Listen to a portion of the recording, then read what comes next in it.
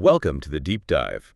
This is where we take source material you've been looking at, break it down, and really get you the core insights quickly. Yep, helping you get well-informed efficiently. And today, you've pointed us towards a pretty striking article. It's called They Don't Want What You Want by Larken Rose.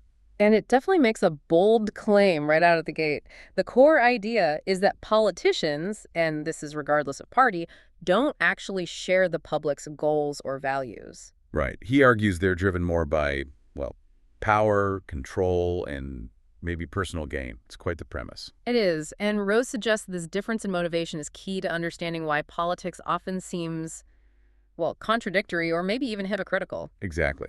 He thinks assuming politicians have the same moral compass as you do is a fundamental mistake, one that leaves you open to manipulation. We're going to dig into the examples he uses to back this up. Yeah, see if his argument holds water when you look at the specifics. Okay, let's unpack this. So, Rose starts with this foundational idea. Stop projecting your own values onto people in power. He says, if you assume they want what's best for everyone in the same way you might define it, then you're already making yourself vulnerable. You might end up supporting policies that maybe don't actually serve your interests because you're trusting their stated intentions. Which might not be their real intentions, according to Rose. And he jumps right into a big example, the war on drugs. Right. The public narrative is pretty clear, isn't it? Protecting people, keeping communities safe from dangerous substances. Sure, that's what we always hear. But Rose contrasts that sharply with, let's call them historical allegations, pointing fingers at agencies like the CIA potentially being involved in drug trafficking themselves. So that's the irony he's highlighting. The very people claiming to fight the drug trade might allegedly have had a hand in it. That's the contradiction he presents. And then he brings up civil asset forfeiture as another piece of this puzzle. Ah, yeah. Explain that a bit. Well, this is where law enforcement can seize money or property they suspect is linked to crime. The key thing is, often, you don't even need a criminal conviction for them to take it. And Rose argues, look, is this really about safety? Or is it more about, increasing the state's power and, frankly, its funding? Seizing assets provides resources. So it becomes a tool for control, in his view, rather than just crime fighting, taking your stuff based on suspicion alone. That's a lot of power. Exactly. Now let's shift to gun control, another hot topic. Always. The standard justification is usually about reducing crime, reducing violence, making streets safer. Of course. But Rose looks at the focus of many gun control debates, particularly on semi-automatic rifles, so-called assault weapons. Okay. He points out that, statistically speaking, these types of rifles aren't used in the vast majority of gun violence. Handguns are far more common. Right, that's statistically true. So Rose asks why the intense focus on these specific weapons, and he suggests a deeper reason. He puts forward the controversial idea that these are precisely the kinds of weapons that could theoretically, be used by citizens to resist a tyrannical government. Ah, so it's about disarming potential resistance, not just preventing street crime, in his interpretation. That's his argument. And he adds another layer by mentioning things like the ATF's alleged involvement in operations that ended up arming Mexican cartels. Operation Fast and Furious, for example. Right, that caused a huge scandal. So for Rose, it looks like a massive contradiction. Publicly pushing to disarm citizens while government actions sometimes result in arming dangerous groups. It feeds his narrative about disconnected motives. Okay, let's pivot again. What about immigration and borders? The common line is always about protecting Americans' national security. That's the standard justification, yes.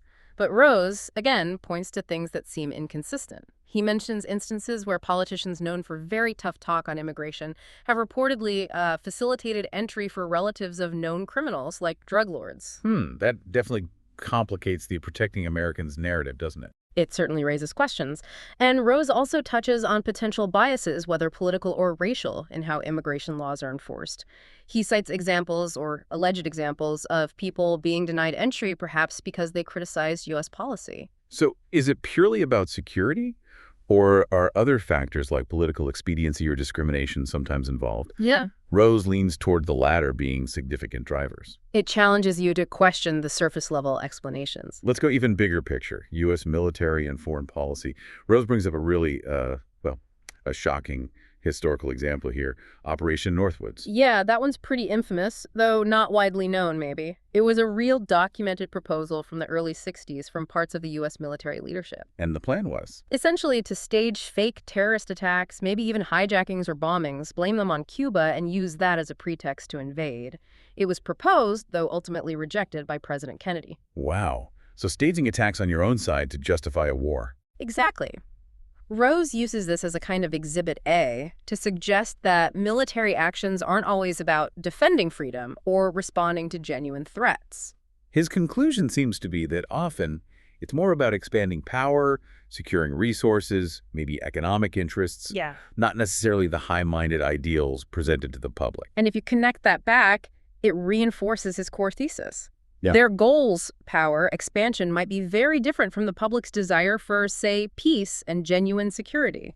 Okay, let's tackle economic policy. He uses tariffs as an example. The political pitch is often, we're punishing China or some other country. Yeah, that's the rhetoric, making them pay for unfair practices. But Rose cuts through that and says, look at the basic economics. A tariff is essentially a tax. And who pays it? Well, the company importing the goods pays it initially. Right, but then they usually pass that cost on. So ultimately, it's the domestic consumer, it's you buying the imported product who pays the higher price. Like we saw with the Trump-era tariffs. Lots of talk about China, but American businesses and consumers felt the price hikes on many goods. Precisely. And Rose really takes issue with politicians sometimes framing tariffs almost like a benefit or even a tax cut in some convoluted way. He sees that as deliberate obfuscation. Absolutely. He calls it propaganda aimed at people who maybe aren't super familiar with economics, making a tax sound like a good thing. This seems to lead into his broader point about using fear, doesn't it? Yes, definitely. He argues that politicians often focus heavily on the illegality of certain groups, like undocumented immigrants, sometimes more than any actual statistical threat they might pose. Why? What's the purpose of stoking that fear, according to Rose? It creates a justification. Fear makes people more willing to accept policies that increase state control, more surveillance, stricter enforcement, giving up certain liberties in the name of safety. So the fear itself becomes a tool. A tool to get public buy-in for measures that might otherwise be resisted. And Rose questions whether these measures actually do make the average person significantly safer, or if they mainly just normalize greater government authority and surveillance. It's about control, again. And he talks about language, too. Yeah, the words themselves. Think about terms like assault weapon. Does that accurately describe the firearm's function, or is it chosen for its emotional impact? Or illegal alien versus undocumented immigrant. Very different connotation. Exactly. Rose argues these language choices are strategic. They're part of manipulating perception. He also mentions classic propaganda tactics like misdirection, focusing attention over here while something else happens over there, and scapegoating. Blaming specific groups for broader societal problems. Right. All tools, in his view, used to divide people and consolidate the power of those at the top. And it's crucial to note, Rose isn't just pointing fingers at one side of the aisle. No, not at all. He's very clear that he sees this as a bipartisan issue. Both Democrats and Republicans, in his analysis, play this game, exploiting public trust for their own ends. Which leads to what he calls the cycle of delusion. Can you explain that? It's this idea that, people are often pretty good at seeing the corruption, the lies, the self-interest in the politicians they oppose. Sure, you hear that all the time. The other guys are terrible. But they tend to have a blind spot when it comes to their own side. They excuse similar behavior or rationalize it or just don't see it as clearly. Because they believe their side has fundamentally good intentions, maybe? Perhaps. Or it's just tribal loyalty. But the result, Rose argues, is that the system just keeps going. People keep choosing what they perceive as the lesser of two evils, but they're still empowering a system that, in his view, doesn't serve their interests. Which brings us right back to his core message, the title of the piece. They don't want what you want. They never have. They never will. It's a stark conclusion. He's saying this isn't just about a few bad apples, is he? It's systemic. Yes. He believes the very nature of centralized state power attracts people who desire control over others. So the problem isn't just the current occupants of power, but the structure itself. So what does this all mean? If you take Rose's argument seriously, what are the implications for you, the listener? Well, first, it's a call to be deeply skeptical. Don't automatically assume politicians share your values or goals, regardless of what they say. question their motives. And look beyond the surface narratives, right? Don't just accept the justifications given for policies. Ask cui bono, who benefits. Exactly. Consider if a policy, whatever its stated aim, primarily serves to expand state power, control, or surveillance. Rose urges you to recognize that pattern.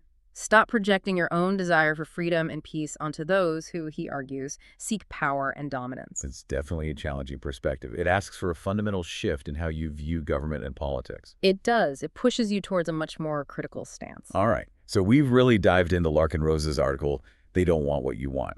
We've explored his central claim that there's this fundamental disconnect between what politicians are truly after power and control, he argues, and what the public generally desires, like freedom and security. We looked at his examples, from the war on drugs and gun control to foreign policy and tariffs, all presented as evidence for this disconnect. So, here's something for you to think about after listening. If Rose's analysis is even partially correct, if there is this significant gap in motivations, what does that mean for how a citizen should engage?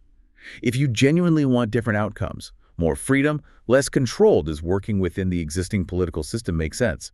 Or should your focus, perhaps, shift entirely elsewhere? That's the big question his analysis leaves you with. Where do you go from here if you accept his premise? Food for thought.